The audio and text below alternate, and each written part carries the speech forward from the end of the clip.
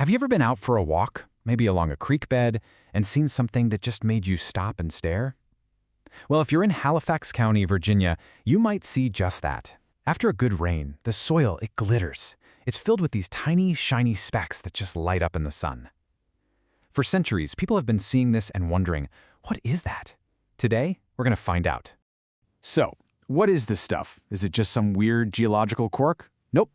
It's actually a clue, a key to a forgotten story of incredible frontier ingenuity. It's a story about how early American settlers solved a huge problem, not with fancy factories, but with a piece of technology they'd literally pulled right out of the ground. All right, let's dig in. To really get what this glimmer is all about, we've got to turn back the clock, way back, to the first explorers who were pushing deep into the Virginia backcountry. As far back as 1669, an explorer named John Lederer wrote this down. He called the stuff isinglass and noticed how it just peeled apart into thin, see-through sheets. He was one of the first to officially document what people in the area had probably known about for ages. You can just imagine it, right? Later explorers see all this sparkle in the dirt and they're thinking, jackpot, we found gold. But it wasn't gold. Its true value, though, turned out to be something way more practical and, frankly, way more important for day-to-day survival on the frontier. So what kind of problem could a shiny rock possibly solve? Well, let's put ourselves in the 18th century. If you're a settler moving inland, building a cabin in a place like Halifax County, you have a massive, and I mean massive, problem. How do you let light in? Real glass was the definition of a luxury good, and what little was available looked kind of like this. It was crude, thick, and pieced together from these small panes.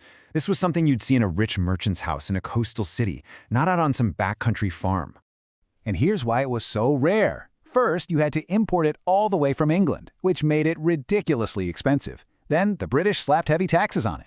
And even if you could afford it, try hauling fragile panes of glass over those rough colonial roads. It was a recipe for disaster. They even tried to make it here. You know, that famous glass factory attempt at Jamestown in 1608? Total failure. So, if you can't get real glass, what do you do? Well, this is where that classic frontier resourcefulness comes in. The settlers turned to the landscape around them and found a pretty brilliant, all-natural solution. And this is it, the star of our show, mica. That's the scientific name for our glittery rock. Now, its superpower is something called perfect basal cleavage. Don't worry about the term. What it means is unbelievable. You can literally peel it apart into these super thin, perfectly clear and flexible sheets. It's like nature just handed you a ready-made window pane. Of course, they weren't calling it mica back then. They used those older names like isinglass or sometimes Muscovite glass. And that's a cool historical footnote. It got that name because huge sheets of it were being mined in Russia or Muscovy and imported for things like lanterns on ships. But here's the thing. In Virginia, they didn't need to import a single flake. The whole Piedmont region, especially Halifax, is loaded with these geological formations called pegmatite veins, and they are packed with mica. So the settlers weren't building factories. They were just mining the landscape. It was all right there for the taking. Now, a big crystal of mica is called a book, and it's the perfect name because you can peel off the layers just like pages. So imagine you're a farmer, you're clearing your land, and you dig up one of these massive books. It's like winning the lottery. You've basically got a free, durable, ready-made window factory right there on your own property. So let's put them head to head.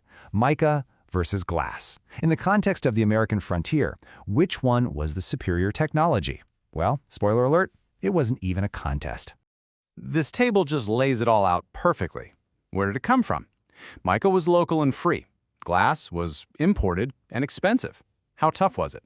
Mica was flexible, you could practically bend it. Glass was, well, notoriously brittle. But the real kicker, the absolute game changer, is that last property on the list.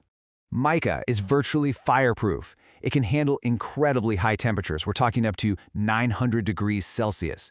This meant you could stick it right next to an open flame in a lantern or use it for the little window on a wood-burning stove.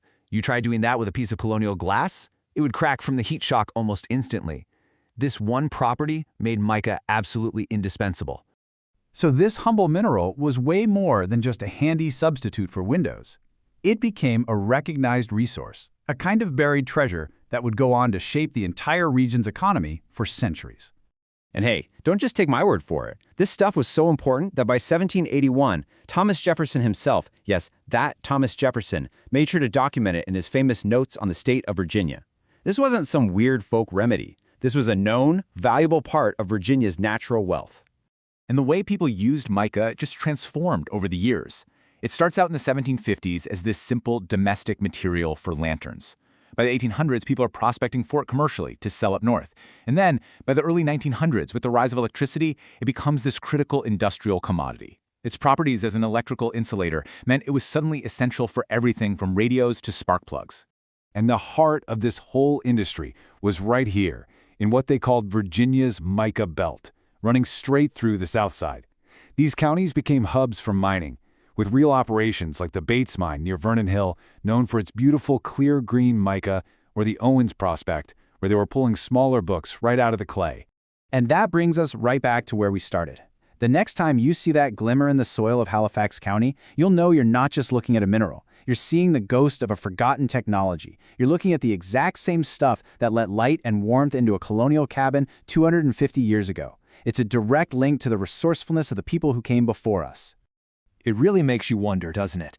Every place has its own secrets buried just under the surface. What clever solutions, what forgotten histories are hiding in plain sight, right where you live? Maybe even glittering under your own feet.